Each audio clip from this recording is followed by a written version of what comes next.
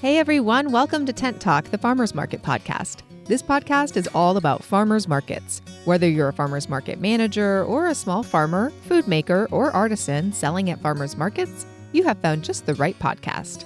I'm Bridget Myers. We're longtime farmers market managers, educators, and consultants. Get ready to catch up on all things farmers market pros with us. I'm your Tent Talk co-host, Catt Fields-White. For today's 355th episode of Tent Talk, that's a lot of podcasts, we're sharing the 160th episode of the Good Food CFO podcast. I was lucky enough to spend an hour chatting with Good Food CFO Sarah Delevan last month. A former farmers market manager and vendor herself, Sarah has been a speaker at the annual Intense National Farmers Market Conference on several occasions. She offers invaluable coaching, classes, community, and now a software package designed specifically to increase profits and reduce stress for packaged food makers. In this episode, we talk about how food vendors and small farmers can increase their success and their margins at farmers markets, and what farmers market managers can do to incubate and retain thriving vendors. Listen in now, and we'll be back with another original episode of Tent Talk, the Farmers Market podcast, next week.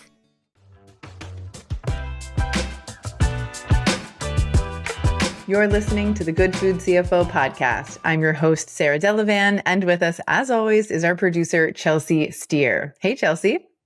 Hey, Sarah. We are back with season 16 of the podcast today, and we're also back to weekly episodes for most of the rest of the year. Yes. Summer's officially over, and while you and I and the rest of our team will be very busy still for the rest of the year, we're now past a very big milestone. Yeah. Just this morning, Friday, October 3rd, we released the beta version of our software to our members.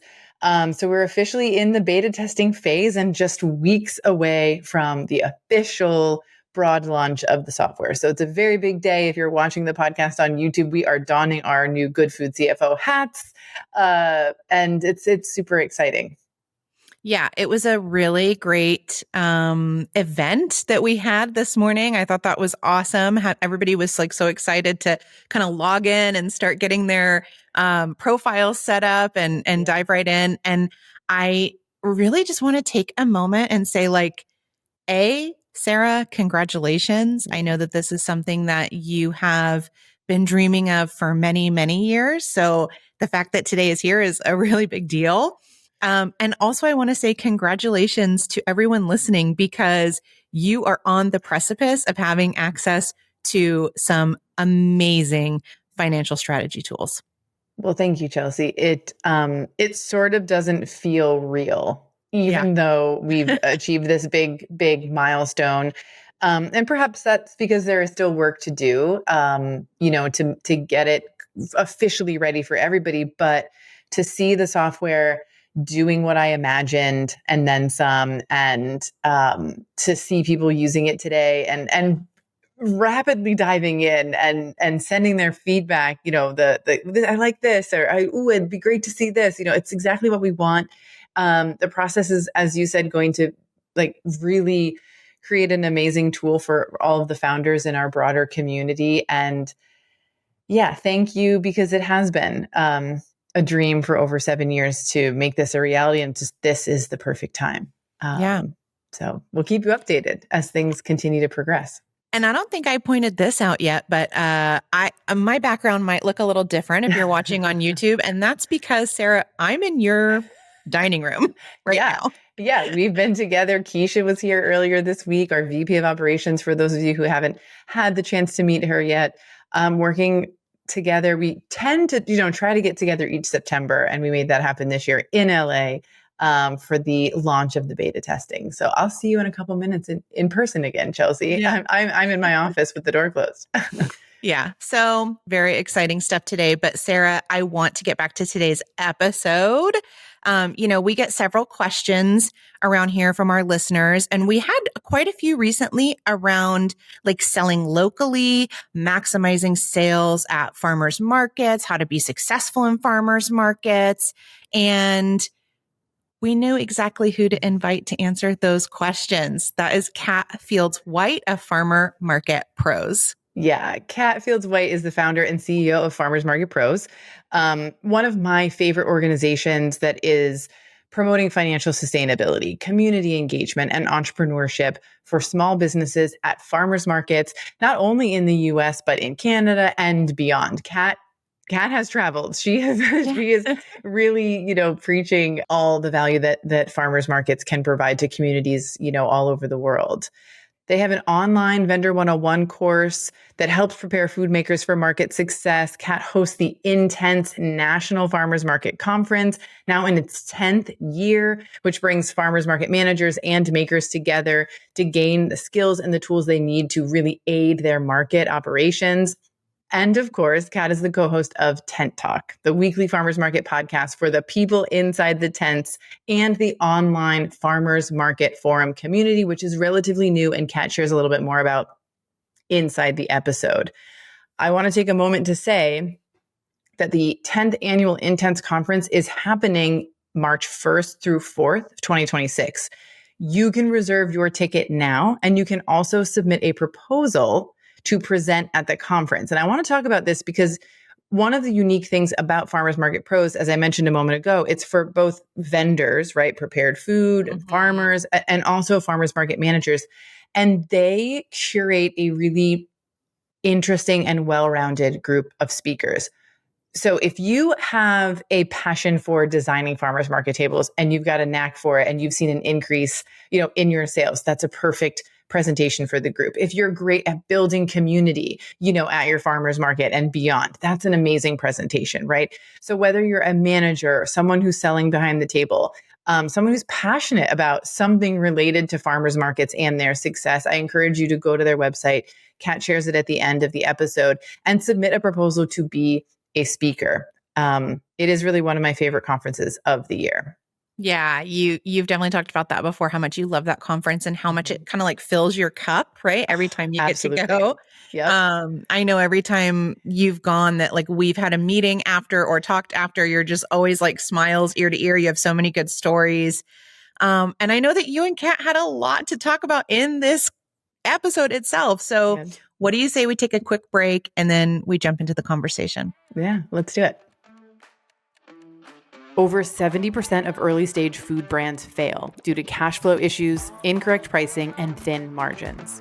The Good Food CFO breaks through that noise. Partnering with founders from pre-revenue through their first million in sales, we have created a first of its kind financial software that is designed to teach you to understand your numbers, price for profit, and make confident financial decisions that support long-term sustainability. The Good Food CFO's proven framework is helping good food businesses thrive. Your business is next. For a limited time, you can head to thegoodfoodcfo.com and join the waitlist to receive 50% off your first month's subscription. Now, back to the show. Hi, Catt. Welcome back to the podcast. Hi, Sarah. It's nice to be back. We'll have to have you come over to ours, too. I would love that. I would love that. I'm looking forward to the next Intense conference, too, already. Yeah. I know it's months away, but I'm very excited. We're already working on it. So you'll be getting our little RFP form, and we'll figure out where we're plugging you in. And people were so excited to have you there this year.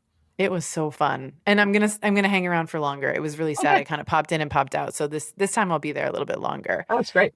Yeah, but I'm excited to have you back because, as you may know from listening to the podcast yourself, we often say to our audience, let us know if you have questions, like send your questions to us. And we got a number of questions from our audience about farmers markets, maximizing farmers market sales, how to be successful at farmers markets. And we were like, obviously, we're going to have Catt back to answer these questions because who better than you to do it? So we've got like 3 questions that came in from our audience that I want to start with, and then we'll just kind of take the conversation from there. Anything else that you think, needs to be added for context, obviously share away. So number 1, the first question that came in is, how can food brands maximize local farmers market sales? And at first I was like, well, that seems like maybe it's obvious, but I think it's not. And I want to say before you answer that I've learned from Farmers Market Pros that it goes beyond the market itself, right? The market itself is not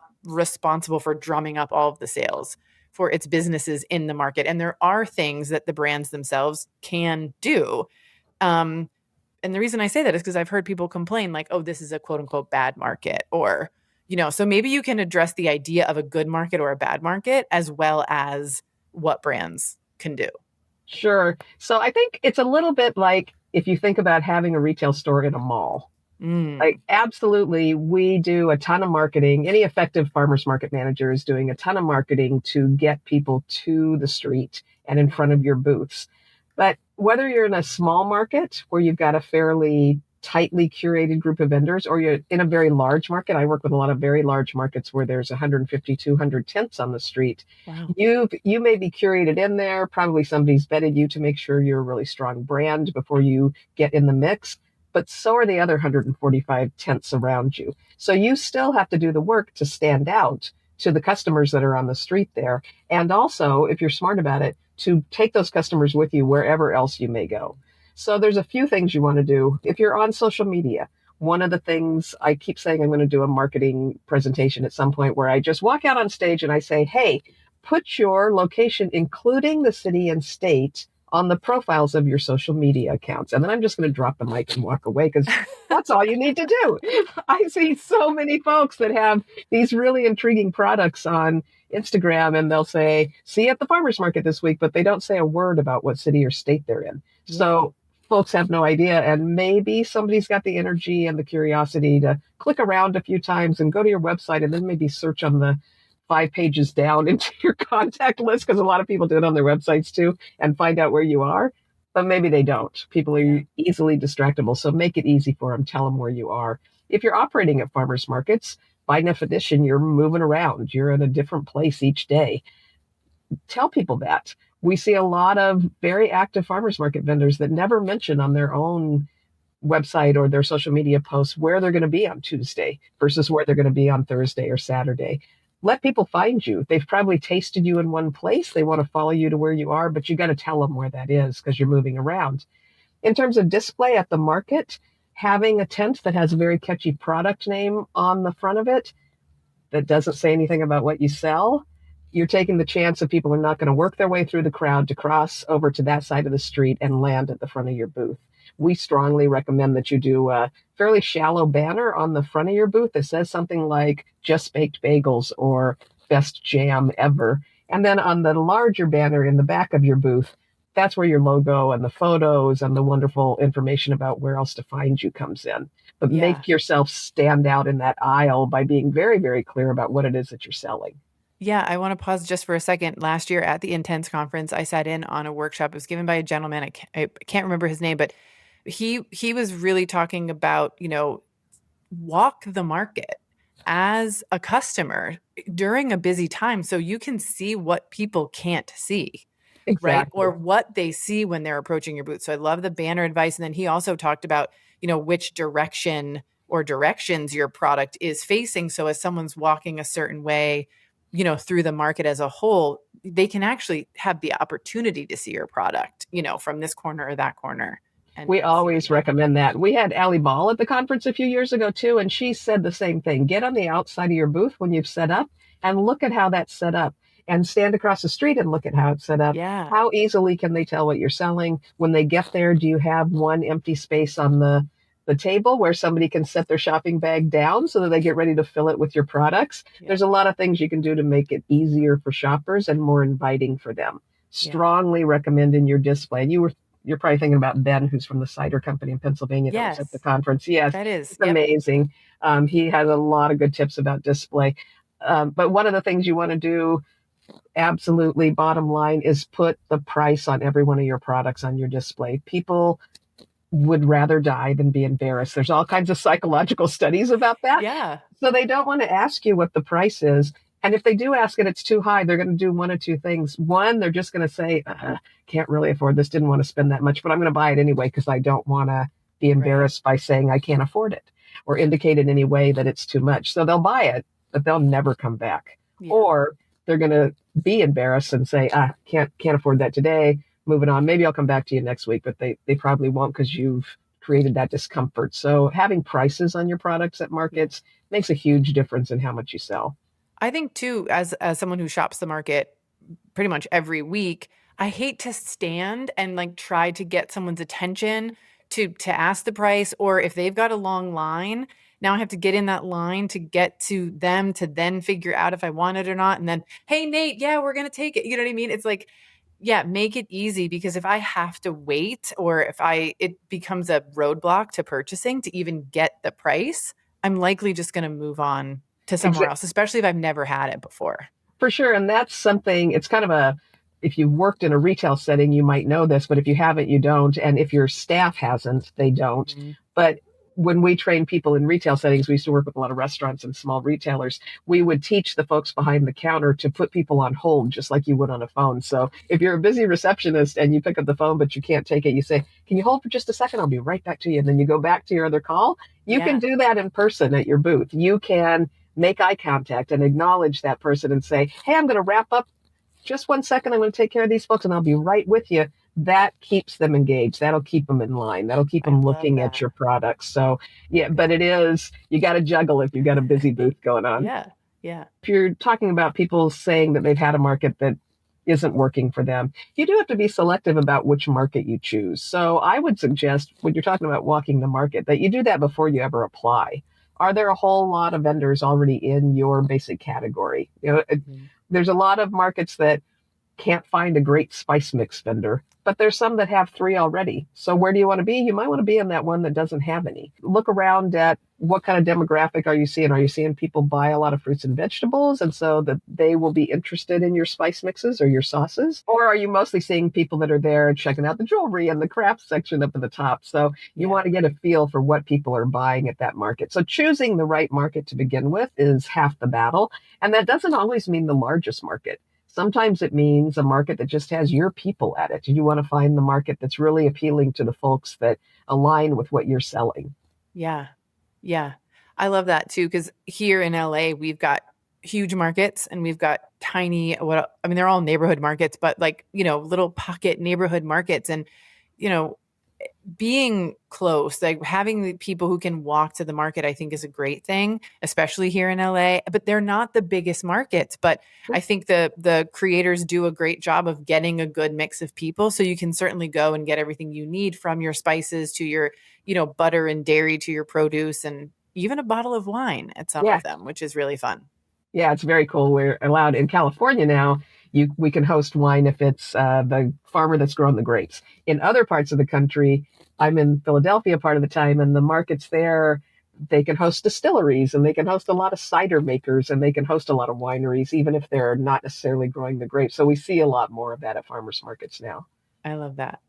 Okay, let's move on to the next question. And this carries on with sales, but it's more about how you can sell at multiple farmers markets within the state that you are in. So just, as a recap for you, Catt, most of the listeners of this podcast have businesses that they want to keep local and regional. They want to be reaching people in farmers markets and don't necessarily want to go into quote unquote traditional retail stores or, brick and mortars, but they need perhaps more sales than what a single market can generate for them. What kind of tips or advice do you have for someone who's thinking about venturing into multiple markets in their area? Well, we actually see a lot of folks, and certainly I get that. You're preaching to the choir, and as somebody in a meeting I was in yesterday said, the choir still needs to practice. Getting the full retail price by selling in farmers markets is so advantageous versus sometimes when you're scaling. Anybody that's listened to your podcast or followed you knows that there's a lot of hidden expenses involved when you're wholesaling, and distributors' prices and slotting fees and all those things that really change what your bottom line is as far as what you're netting. So farmers markets are a great place. If you're going to be in a lot of markets, you've got 2 choices. You can be in up to 7 markets a week. You yourself, the maker, standing in the booth and being at 1 market a day. And you can probably do that in most areas now. Mondays are a little iffy, but I would say any significant size city probably has markets Tuesday through Sunday on a regular basis. So you could do that. And then your other option, of course, is to be in even more markets. and possibly not be on your feet quite as much by hiring a staff. And so we do a lot of work in our organization with teaching people who are very creative makers, powerful founders, possibly not experienced at hiring or managing staff people. We do a lot of work to help them figure out what the best methods are for hiring a staff and retaining a staff. Yeah. Training people thoroughly so that they're not embarrassed if a customer asks them a question that they don't know how to answer. Encouraging your folks to wear some kind of logoed branded shirt so they look like they're part of the team. Absolutely making somebody understand that it's important to show up on time and be fully set up when the market opens and be there till the minute it closes making sales. So there's a lot of things you can do to hire, train, and motivate staff members. And that's certainly the way to cover a lot of markets. We have some vendors in the markets that I'm still involved with managing that are in 14, 20 markets a week. But it's because they have a great team that works together and can cover a wider geographic area. Yeah. Can we talk about the logistics of being in multiple markets? I had a former client who primarily sold in farmers markets, and their biggest hurdle and something that just seemed like a constant problem that couldn't be solved was, well, number one, they had lots of markets in one day. And so that was a big part of it, right? But it's like, how do we get all of the product and all of the things to all of the markets, that are spread out over the city, and is it a delivery person? Is it individuals taking the product? Like, how do we set that up and structure it? Do you teach maybe like anything about how to figure that out, how to figure out what your system should be, how to figure out how to schedule your markets in your area, anything like that? Yeah, actually, that would make a good class. Now that you're mentioning it, we haven't done that as a specific class. We have worked with individual clients to help them figure that out. And that's exactly the type of thing a lot of times you'll see at the Intense conference, Right. or we've got a new group, Farmers Market Forum, where we're covering some things like that. There's a very clever guy back in New York who picks up things from farms all over upstate and brings them to the New York City markets, where it's very difficult to park and very difficult to get trucks in full of product, but they come and drop sometimes a pallet at a very large market or a smaller group of boxes at markets. And then the staff folks walk over to that market or take the subway or the bus, as one does in New York City, and they arrive and the products are there. And we see the same thing with a lot of vendors, where we will see the staff people show up at various markets, and then we'll see a truck that comes around that starts at the earliest market and then hits the next one and the next one and the next one, dropping things off for the staff to set up. I think there's a lesson to market managers, isn't really your audience, but providing storage where somebody could keep a tent and tables and display things through the week and just pick them up on the day of the market would be really helpful to vendors. Yeah. I have not seen anybody do that yet. We'll have to start encouraging that. That would certainly help it. But so 10 by 10 back in New York City does it as a service. But what we see with individual vendors is it's typically a vendor that's doing multiple markets. When you're doing that many markets, your business is a little bigger, you have a few more employees, and assigning one of those folks to being the person that knows how to drive that big truck and can get in and out of various markets and drop off the inventory to a staff member that may be coming from somewhere else and setting up is probably the most efficient way to do it. And we do see people manage markets that way. The other thing we've seen lately is a lot of people using really small box trucks and keeping everything on the truck, and their whole team, obviously you have to be at a certain point where you've got the money to invest in those vehicles, but their whole team comes out with these adorable trucks that are painted and gorgeous, and they're showing up at markets and they've got everything on them. They just show up and pick up their truck, and there they go with their freezers loaded and their jars stacked and get there and slide right into place. That's cute. Gosh, driving a box truck, that brings back memories. I did that Right? for a couple of years. Woo. Not for the faint of heart, I would say, especially parking that thing. You'd pull up to the market praying that I could just pull in and wouldn't have to parallel park. I got good at it, but I never liked it. I bet you got good at getting there early, because the last thing you want to do is pull in with a truck or a trailer when all the other tents are set up right around you and you have to. Yeah. Gosh, no. Yeah. I would wake up early, wore a lot of hats. I have a hat on today, wore a lot of hats in my farmer's market days. You just crawl out of bed early as you can. Yeah. Get there early. Keep your sanity. Don't hit any tents. Yeah. 10 by 10. We had him on the podcast. It's really interesting, but I also want to encourage the listeners. I like this tip, ask your market manager, like, hey, is this something we could do? Is this something you could consider to store some things here. I know out here when I was managing farmers markets, we had a couple Kaiser Permanente locations, which is a hospital. So Right. obviously there's physical infrastructure there. And the management team was able to store our tents there throughout the week. But then we also had things like the buckets and some like accessories, let's say, that like our farmers wouldn't bring every single week that could also be stored there. So if it was a windy day, which it generally wasn't, but we had things that we could provide to the farmers. And so just even that as the market manager, being able to show up and very quickly get my own tent set up, be available to, the people who needed me, the farmers, coordinating everything, that was really convenient. So I love that tip, and start asking your market managers maybe. I don't Yeah. know. Yeah. And sometimes the site sometimes would be really challenging for that. A lot of markets don't have a physical space for storage, but more and more do, because more of the permit requirements for markets are requiring them to have a little bit more permanent infrastructure somewhere very, very nearby. So it's something that they could look at. And I would imagine vendors that have multiple markets that they're servicing could even, might be interested in paying a little bit for that storage fee and mitigating the cost of the market manager providing that. In terms of applying to multiple markets, so if you want to sell in multiple markets in your area, it's always funny because people will approach us. We have a very nebulous, we're San Diego markets in San Diego. So it sounds like we do all the markets. So people will fill out an application and say, okay, I want to be in this and this and this. And we're like, well, we manage 2 of those. Those other 4 are not our markets. We are seeing more and more regional market groups. So there's a managers group in San Diego that's all the San Diego market managers. And I just saw pictures from a picnic of market managers in LA County where they were all getting together and talking.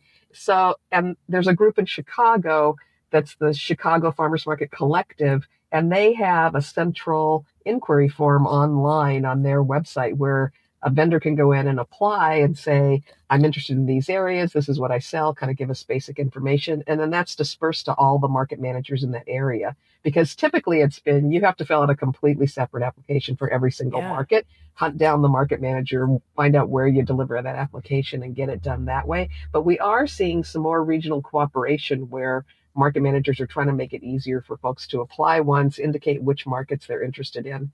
Now, I will say in that scenario, if you're somebody that's shown up at the last minute or calling out last minute or something, now all those market managers know that about you. So if your market managers are cooperating, you want to be sure and be that shining star that they're sharing enthusiastic information about and not, nice product, but that guy's so high maintenance. So make sure that you're building that reputation that's being passed around as a good reputation. Yeah. Well, I think that's an interesting question that comment brings up, is like, how can you be a good farmers market vendor? Like, what does that look like? It's observing all the rules so that we don't have to do it for you. We just had an inspector this morning at our market from the ag department, and they typically in this area, the ag department oversees the farmers, the health department oversees the non-farm vendors. Okay.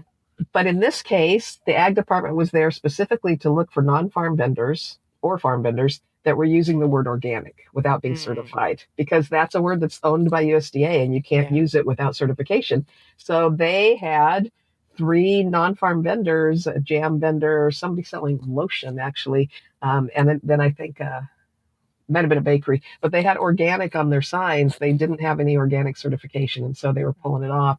Well, that also creates a violation for the market, because our manager should have noticed that and made them pull that off their signs.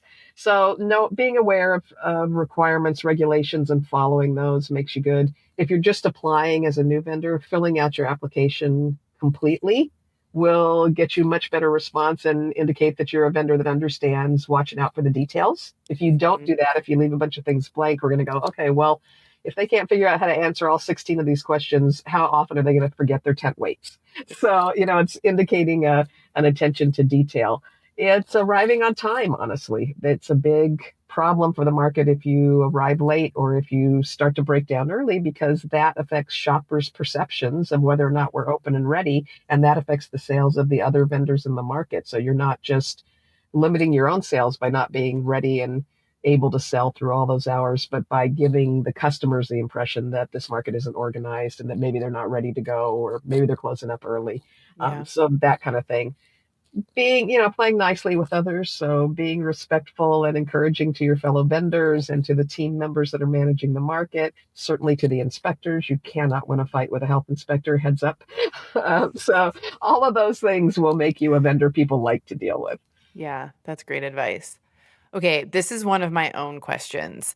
Not long ago, we had someone in our CFO office hours that was really contemplating like pulling out of the local farmers market. And she was having a really hard time with the decision because she liked the connection to the community. She wanted to be emotionally and mentally, right? Like part of that farmers market community. But when she looked at her numbers, as far as like, what are we selling week to week? What is it costing me? The farmers market channel for her business wasn't profitable. And so she had a lot of, she went to the numbers to make the decision and ultimately decided that for her, she could be part of the community through other local events where she could interface with people one-on-one. And in another instance, I believe she was like more of a like once a month vendor, right? As opposed to like a week to week vendor. But, it was difficult for her. But the decision at the end of the day was, I can't keep doing these markets the way that I have been. So I think this is an important question to ask is like when you're looking at farmers markets as a revenue stream and you're trying to figure out that big question of like, what should I charge for my product? And then how many units do I need to sell to make this make sense for me as a business? Do you have any specific advice for like where people should start with this or options that maybe people would consider if they're feeling like this isn't working for me instead of leaving farmers markets in my area altogether? Maybe what are some things that I can do? Yeah, and I would have had so many questions about that from her. So, for instance, if she is, it sounds like maybe the weekly thing was a hard time for her, and so she preferred a shorter schedule. I'm wondering if she had already done that before she pulled out. Was she trying to schedule every other week? Was she calling out of markets because she's busy in the production? No, I know that she was still attending every single week. Yeah. So I would probably ask your market manager if there's something that they see that you're doing that might help your sales. But certainly there are situations where either because of the specific market that you're in or your product, it's just not going to work for you. And every once in a while we'll have somebody pull out of a market and they're so apologetic and they're so sad because they have friends there, either, fellow vendors or shoppers or whatever, but they're not making money and they're apologizing. And I'm always, no, you have to make money at this. Please do not be here just for fun. That if that's not fair to you and it's not fair to your fellow vendors, this needs to be profitable for you. But a lot of times the market manager can see things that are happening in your booth that maybe you don't know. You've got a staff person there and you don't know that they're on their phone most of the time. Maybe there's something about your display that you think is aesthetically gorgeous, but that we know is not going to help you sell. So a lot of times your market manager can make suggestions. If you're looking at a reduced schedule, like an every other week schedule, if you want a monthly schedule, you're probably way better off to just do annual events that happen once in a while. Yeah. Monthly does not attract farmers market customers because they're oftentimes there weekly and you're on their shopping list. And if you're not there, they're frustrated and they will go to someone else and lose the habit of coming to you. You do absolutely have to follow somebody like you, Sarah, and make sure that you're costing correctly. We see a lot of folks in farmers markets still to this day, no matter how many times we encourage them and you encourage them, that when they're setting their prices, they're looking at their costs, but they're not taking into account their own time. And that's a key part of your cost for both production and for sales if you're selling consumer direct. So make sure that you're pricing correctly. Oftentimes at farmers markets, we see people charging too little. We have, I think you've met Maya Madsen from Maya's Cookies, and she started at farmers markets. And when she started, she would continually be selling out a third of the way or a half of the way through the time that the farmers market was open. And she said she had other market managers who said, oh, well, you need to make more. And that's not what we said. What we said is you need to raise your price. Yeah. Right. Before you think about producing more, raise your price. You say, oh, nobody's going to pay more than this for a cookie. We're like, I bet those are good cookies. Raise your price. She did. We went through this 4 or 5 times with her until she got to a price point where it really made sense. She had inventory all the way through the market. She was making lots more money. So then she could produce more, get more staff, get into more markets. She actually was just told by her fractional CFO that what she sold online and what she sold in, she's opened a couple of little retail shops, were good, but did not have the margin that she had at farmers markets. He told her, go back to more markets. Now that you have your pricing figured out, Yeah. you're making better money there than you are anywhere else. So if your pricing is correct and your display is correct and your frequency is correct, and maybe you don't want to do 6 markets, maybe you want to do 2 markets really well, Yeah. you should be able to make money there. And if you're not, you should sell in other ways. Don't drive yourself crazy. Maybe the market is just not the best spot for you. Yeah. I want to say there's lots of reasons that someone might choose not to be a part of a farmer's market, and all, like, they're valid and they're fine. Right. But if you want to be part of the local markets and you want to make it work, Catt, you've given really great advice. And I'm going to sum it up by saying, like, you have to do the work, right? And that is I worked with somebody when I was doing food sourcing at a catering company, and he would say all of the time, it's called work for a reason, right? Like, it's not inherently easy. It's not like sit back and put your feet up. It's like, and I think I've learned over the last really 7 months of this year is, like, if I want to be successful, and I think this is the case for a lot of people, we have to put ourselves out there and ask, what is not working? What can I do better? If we're having the outcomes we want, still ask that question. But if we're trying to change something, find a coach, find a consultant, find a market manager, right, who can help you and say, hey, things are going okay here for me, or things are not going so great here for me. Can you help me figure this out? Do you have any suggestions? What could I be doing differently or better? Don't be afraid of feedback. Yeah, market managers love to hear that from vendors. We hate to see somebody just kind of fade away because they can't figure it out when they're doing something so obvious. We walk a really delicate line between getting up in your business and just being your host and your landlord of the market. Most of us would love to help incubate businesses and love to nurture people along. And we do a lot of that, but you kind of have to ask, because otherwise it's really not our business to tell you how to run your business. But any manager that's been in it for a while has developed some insights about what works and what doesn't work, and maybe just a couple of changes you could make that would change that whole operation. If you are enjoying being at the market and you do have a product that you like and you've got production figured out, they might be able to give you a couple of tips that'll make it really financially beneficial. Yeah, love it. Okay, tell our listeners everything that you all have going on, because I know you have a new forum. I know you recently moved to Substack like we did. So I don't even know if I've gotten the full update on everything that you've got going on. It's wild, right? And it was so funny because we had worked for so long on this Substack thing. Actually, my whole thing had been working on some sort of a membership / community that we could offer to folks, because a lot of folks asked us for more classes and some short classes and maybe some lives and that kind of thing. And I looked around for a long time at where to put it. I got very close to school because Molly Ballant is there, and I love what she does, and I know that she thinks through things really well. But it turned out that for me, Substack solved a bunch of things. Like, I wasn't loving the monkey mail platform, not to diss anybody by name here. And I thought Substack would let us do a few other things. We have a very active private Facebook group. I'm not loving Facebook or the whole meta environment. And I think that at some point we're probably likely to have to move from there for one reason or another. And so Substack seemed like a good spot where we could put out the weekly newsletter with the opportunity for people to respond to it. I've always kind of disliked the idea that we write a weekly newsletter and it goes out into the void. And sure, people could email us and make comments, and once in a while they do, but that's different than a live comment on something you've just written and the opportunity to have those conversations start. So we have moved our newsletter, and we are gradually kind of moving a lot of our community stuff over to Substack. It's called farmersmarketforum.com. You can, from there, it hops over to what is my Substack, but that's how we branded it. So that's a really good place to be. We would love to see people there. Obviously, you can subscribe for free. If you want to subscribe and pay a little bit to be in there, we love you for that. That's a great thing.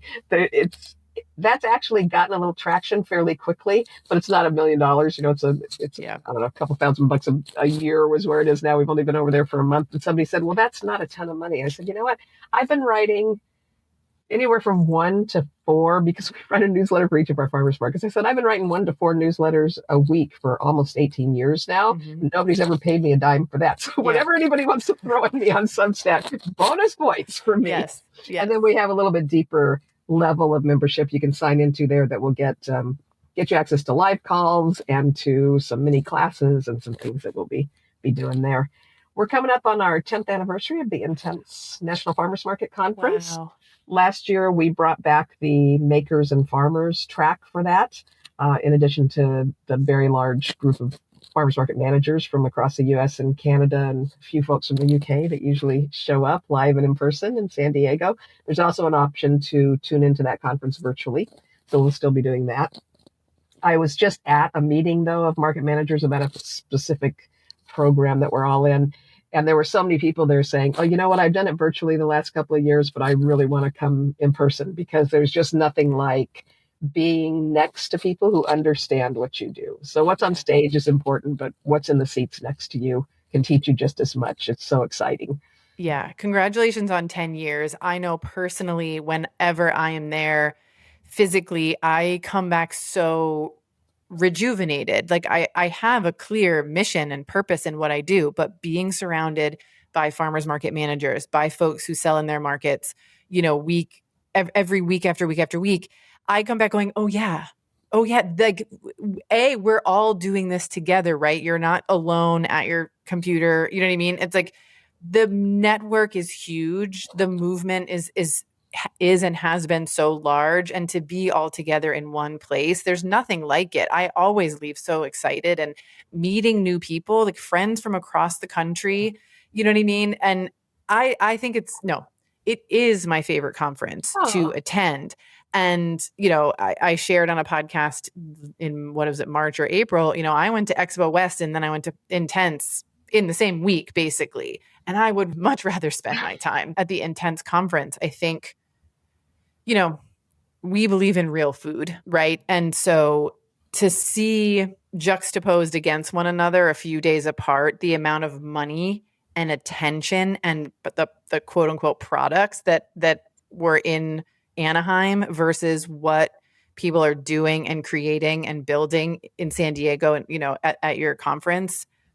I mean, how do we get more money to farmers markets? How do we get more money to these small vendors? I mean, that's one of the reasons that the software we're creating exists. Yes, to help individual businesses, but if we can track the data, anonymously for multiple food businesses, whether you're a rancher, a fisher, a CPG brand that's local and regional, and we can show that profitability, we can show sustainability. There's so much power in that. So that's a big overarching mission. And I want to say that I really think that being at the conference in March and having gone to Expo West, now that I think back on it, that was the seed like planted in my brain for that. Like, we do need people who are willing to spend $3-4 a pound on broccoli and $2 a pound on zucchini, and for those people selling that product to be able to earn a living, a comfortable living, and to, continue what they're doing.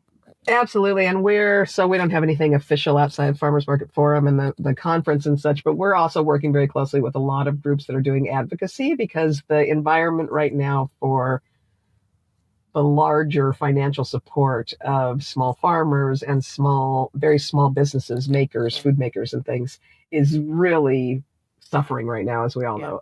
The federal supports for it, the regional food centers that were just blooming and providing so many incubation points for small food makers, all of that funding was cut very suddenly, and not just, it wasn't just a matter of you may or may not agree that things should be federally funded or grant funded or what have you, but the promises broken for grants that were already in place, money that people had already spent that were supposedly contracted to be able to submit for reimbursement, that just evaporated very suddenly, has been tragic. It had a really big effect on the local food system and on whole minimally processed foods.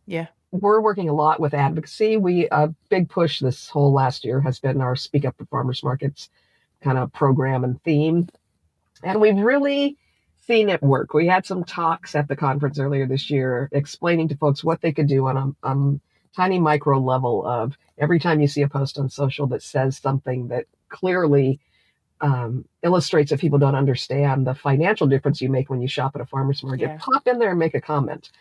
You can do ads that point out that food that you buy at farmers markets lasts longer than food that you buy at big box Yep. stores because it hasn't been stored before it's purchased. Yep. So you can say those things. And we have seen just some brilliant campaigns coming out of just single market manager and their social media assistant kind of people that are putting together terrific things that are getting it out to people and making them understand. I always say even my foodiest friends who shop at farmers markets a lot of times have no idea what a financial impact they're making on those small makers and those small farmers when they buy direct versus buying even the same exact product from a big box store where all those folks have to cover their overhead and their big buildings and their big staffs and things. And so the farmer or the maker is getting just, a few cents on the dollar that it's being sold for. So we're doing a lot of talk about that.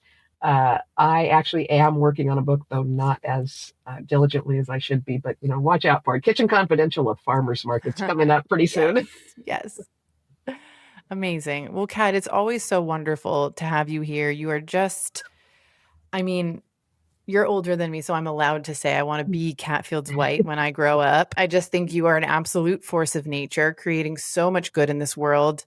If you are listening and you don't follow Catt, please do. You get to see how she loves on her grandkids and her family and all the work that she's doing between San Diego and Philadelphia. Right. So I love that you're on the East Coast too. I'm from Pennsylvania, as many people know. So I love that you're there. Yeah, I'm loving it there. I have such a good time. And honestly, East Coasters are a little suspicious of Californians. So I have actually gotten to dig in and work a lot with farmers market and farmers market people in the East Coast since I've had that Philadelphia base. I think they take me a little more seriously. I love it. Well, thank you, Catt. We will have links and information for the Intense Conference, which is happening in March, right? Do you want to throw out the date? Yeah, it's March 1st through 4th. I mean, the good thing to know now is that the RFP is open. So if you are in this world and you have something to share, some innovative thing that you're doing, or join a panel to talk about how your business has been affected by farmers markets, now is the time. It's conferencerfp.com. What kind of domain holder holds that name? I was good at that one. So it's easy to remember, conferencerfp.com if you want to submit a proposal to speak at the Intense Conference. That's coming up. And we would love to see you there. Follow us at farmersmarketforum.com. I got to say, we do have a mutual admiration society here. You are a baby compared to me, so I can't grow up to be you, but I really appreciate what you do, especially in terms of this last year where you've been talking to people about the realities of scaling. We don't think scaling is for everybody, or scaling beyond a certain point is for everybody. And we think that often really big scaling benefits the folks at the top of that chain, not the actual maker. And you have done such good work, Sarah, at kind of explaining and to an extent exposing what that system is and how it doesn't necessarily benefit makers. And we really appreciate that. Well, thank you. It's an honor to hear that from you. So I appreciate it. Thank you, Catt. We'll see you again soon, I'm sure. Obviously. Yeah. Wanting to dive deeper into your financial strategy? Visit thegoodfoodcfo.com to learn more about the Good Food CFO software. We'll be back with a brand new episode next week. This podcast is for entertainment and informational purposes only and is not intended to provide personalized financial, tax, or legal advice. Every business is different, so please consult with qualified professionals about your specific business and financial situation. Any actions you take based on what you hear on this show are at your own risk.